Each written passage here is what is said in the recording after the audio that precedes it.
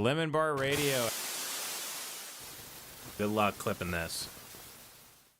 Okay. I forgot about this. Okay, so you guys know Neil Brennan has a brother, right? Kevin Brennan. So apparently, and thank you to whoever sent this to me. I forget who it was. So I believe Kevin, who's Neil Brennan's, Kevin also does stand up, okay? He had Jeff Dye call into a show and admit he lied to Rogan. We got to hear this. Jeff, you're on the air. What up, doggy? I've not got to hear this yet. Truth is, I was maybe talking out of school saying that I was going to move to Texas because I was all excited about looking for homes. My fan base, not to brag, Kev, but they've got money. Like a lot of like conservative rich people like my comedy. So I thought it was going to be this kind of like, we're all afraid of big, scary Gavin Newsom. Let's flee California. Like, I don't know. I guess what my haters will say is another failed joke by me. But I thought it was going to be funny. I get a little extra money in my pocket. I thought my rich fans would be like, yeah, Jeff, enjoy Texas and give me some scratch.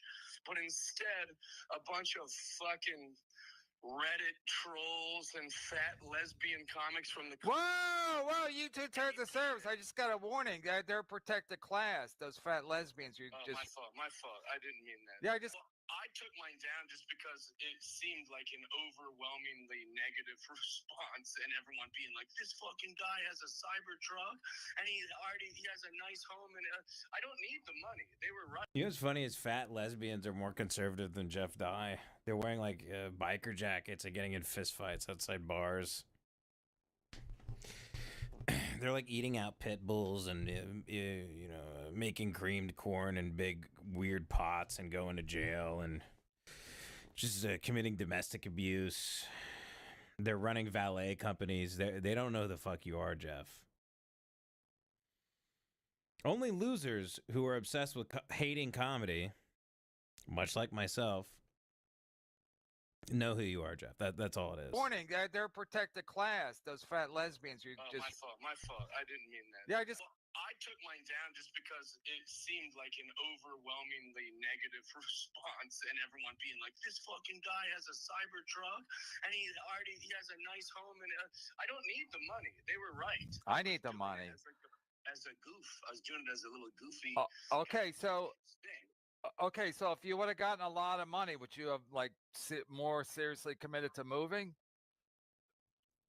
If I'd have gotten the full amount, yeah, I would have kept it. I wouldn't have refunded everybody. I'd have laughed and been like, "Haha, successful troll."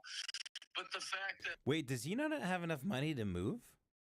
Dude, it's like moving across Texas is like $5,000. It's not crazy. I'm trying to figure out what his play is now. What was his play with the I think it's kind of sounding like he actually started the GoFundMe because he needed the money to move. He's broke. Okay. like so many, I do care. How is he broke? Like, I don't want everyone pissed off, all these people getting angry. So Look, LA's expensive.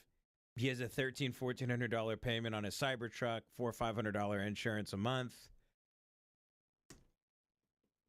He's got to have some like TV money and like some residuals from some other stuff, and then he gets spot pay. He does the road, whatever that means. Maybe he's just buying jackets all the time. I don't know. Surely he has like a few. Surely he's got like $4,000 laying around, right? it's just in my best interest just to take it down. Okay, so yeah, that brings up a point. So you were trying to raise like 25,000, right? We just picked that number. I didn't even set it up. My friend did. Okay, And so the reason we thought, okay, but if you hit the goal, do you have? This is the classic. Like, I didn't even want to be an actress. My friend dared me to go on an audition, and then I did. I got an agent. I went on the audition. And I got the movie, and I'm famous. That's always my friend told me. I was dared. Okay, so the reason we thought, okay, but if you hit the goal, do you have to move then? I guess. I don't know how it works. I don't really know. I didn't think about it much. I just kind of was doing it. I mean, I guess you'd have to move. Yeah. So you think my haters would contribute to it, don't you think? You think they'd be like, yeah, get his ass out of here. Let's, like, they don't want me in LA, so go ahead. And Yeah, because if you set it up and then you don't move, Good audio. you know, that's clearly a grift. You know, she doesn't even. Howie Mandel's daughter didn't even care about the subject. She was almost just being a little like, you know, let's try to get our own clickbait, and it pissed me off. well, she does. Howie Mandel's daughter does have a sick kid. You know that, right? Don't really care. Oh, what? Well, why would that change? So No, I'm saying maybe she's preoccupied. Maybe she didn't do her homework because she's got to deal with her sick son. Yeah, we've all got stuff, Kev. Yeah, you don't have sick kids. You don't have sick kids, though. I know I don't. But Anyway, so when she asked the question, huh? My dad just died, Kevin. I don't want anyone making fun of me for creating a GoFundMe. So go. My dad died. Everybody, leave me alone. Yeah, but that's different. That's different than having a sick kid. Your dad's supposed to die. What's up with the sick? Now I gotta investigate this. Jeff, you're on the air. I gotta investigate this now, folks. I don't think he's thought about a single thing he's ever said in his life. He might be missing a prefrontal cortex. This is an incredible guy. I mean, folks, have you ever seen anybody like this? Have you ever seen anybody who thinks less about the things that come out of their mouth? I like to call this show that I do stream of unconsciousness. That's what it feels like. But him, there's no antenna. There's no nothing. He's the closest thing we have to the caveman. It's caveman comedy. Jeff Dye, Howie Mandel. I think if you asked him, what did you just say 20 seconds ago, he would forget. It's a bit like a goldfish speaking. Man, how do these guys... Dude, Howie Mandel and like these people, they go on Rogan. How does this have as like less views than some Lemon Party episodes? Like we're nobody. We are nobody. These people are on Kill Tony, Rogan all the time. He was on huge hit shows. Why does no one... These guys should be bodying us. Absolutely bodying us. Mark Maron was here, and Mark Maron is getting a lot of kickback for his views. That's how it goes. Which aren't positive. I gotta say, I hate these shows where it's like, it's me and my daughter.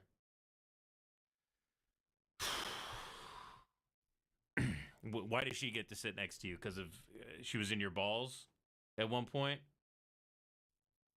Oh, she was in your balls, so now she gets to sit here. Cool. That was funny that you asked him, you said, like, you've had problems with comedians. I think that's how you phrased it. Yeah. And then he, instead of going through the library of comics that he's had problems with, immediately he goes, I don't think so. I mean, there was this one guy talking shit, Jeff Dye. I was like...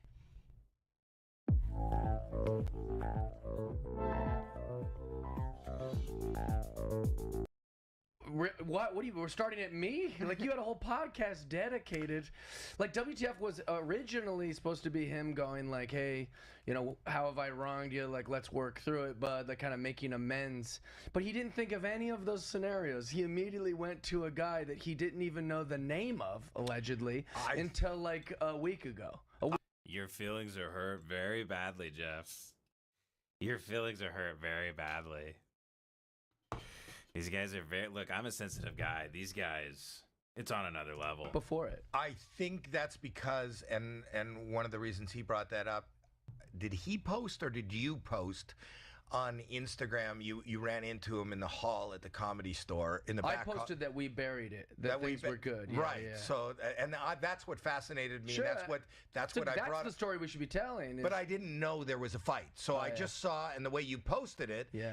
You said you were burying the hatchet, and I think I was trying to insinuate what was the hatchet. Oh, yeah. So maybe he knew you were... Yeah, Howie's a snake. Anything he says, he's just trying to get attention. He's trying to make money. He owns like 80 apartment buildings or something in Los Angeles. It's crazy. The amount of take that guy is into. He's got his hand in everybody's pocket. I've never met him. I imagine I would absolutely detest him. Absolutely detest. We're talking about that. I didn't tell him that, but that was the thing. Oh, yeah. This Any comic who's good with money, I have nothing but disgust for. If you're supposedly a really funny, creative person, but you're also great at like running a business and understanding the markets and being a landlord and good at making investments, if you have the money, that just means to me, you're a psychopath. You're a lizard. You're a lizard person. You're a psychopathic, cold-blooded. You got scales on your belly. You got to cut your talons every morning. You got big, long claws. You're a Komodo dragon. Howie Mandel is a lizard. He sleeps under a red light. He bathes on a big red rock. And he's disgusting. That disgusts me. Being funny means making bad decisions. Sorry. It's what it is. Otherwise, you know what? Otherwise, how about we let everybody on Wall Street start doing the stand-up? How about we let them start writing the jokes? How about everybody at Goldman Sachs? They start taking to the stage. How about them? You're a psychopath. is You're before, an utter psychopath. you know, he was promoting his special, and you know, Now I he's know, just going out. Jeff Dye, not good at comedy and bad at money. That's interesting. And he has success, supposedly. It's very fascinating. Very interesting. This is the space Jeff Dye resides in. Not a good businessman, not good at marketing himself, not good at comedy, not good at writing jokes, yet he's here. Very interesting phenomenon. He's very late to the game. He's always late to the trends. He has no idea what's going on. He just found out who Jesus Christ was 2 days ago. He just figured out people have been moving to Austin and have started to lean more conservative. Why is he here? Fills me with existential dread. Why is Jeff Dye here? After Why is he everyone, here? It's crazy. Austin and all those, Yeah, all those I other don't know people. why he'd choose to do that. I thought that was a good story and a true story is that, like, I also took a lot of responsibility in that post and just in my own life was like, I was aware that any problem I had with Mark, he didn't care about and it had nothing to do with me and probably wasn't personal and it was my shit. What I have no idea what it was. It was just when School I me. was young, I looked up to him, and he was very rude to me. That's the whole story. But and you said that held- publicly? Oh yeah, and I held on to it for 15 years because I like more of my comedy is more of like finding like a Dangerous injustice collector.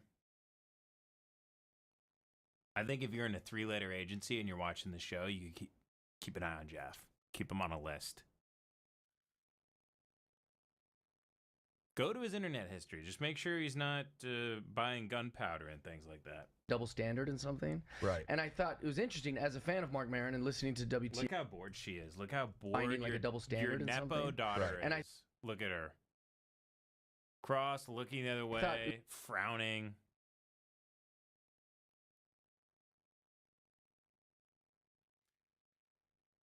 These people are just born on a big bag of money, and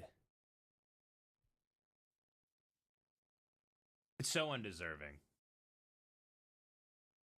These two, I don't know how either of these two have you're looking at probably billionaires. Probably close to $1 billion right there. Look at that.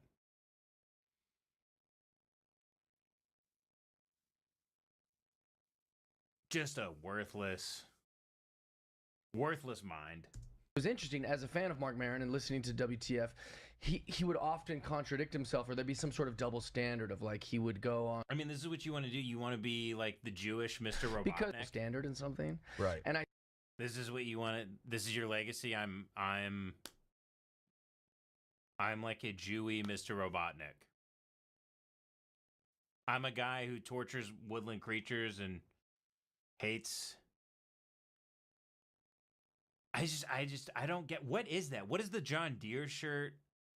Why is he still doing this? Why does he have to still be relevant 5 decades later? It's all very strange. It was interesting as a fan of Mark Maron and listening to WTF. I wonder if these people, if they didn't keep moving and do, comedy, have a podcast, try to be relevant, I wonder if they would start chopping people up and putting them in coolers and burying them in their backyard. He would often contradict himself, or there'd be some sort of double standard of like he would like meet some rock star and then be like, that guy was an asshole to me, and I'm like, yeah, doesn't that disappoint? What happened to you? What was your exact? The exact thing was that I was a open micer at Giggles, and he was the headliner that came through in Seattle, Washington, and this is probably 2005. Okay, I mean, a long time ago, and that's all it was. It just didn't go the way I wanted it to go. You went up to him? Oh, so I was one of the opening comedians. I was terrible. I probably had no business doing a weekend, but I was like an open micer and like hungry and excited. You think the drama would be interesting, but boring. What is the thing? They tried to get drama about him moving to Austin, though? That I gotta find out. And then he says he doesn't care that her kid is sick or something. Something about Burkrow. Really, I just don't care, man. These clips, 200 views. Jesus. Sal's a nice guy. I wonder how he's doing. I haven't spoken to him in a long time. He has on Bill O'Reilly. These clips get like 100 views. Just stop, dude. You can't be relevant for 50 years unless you're Bob Dylan. You got to reinvent yourself. You can't just keep.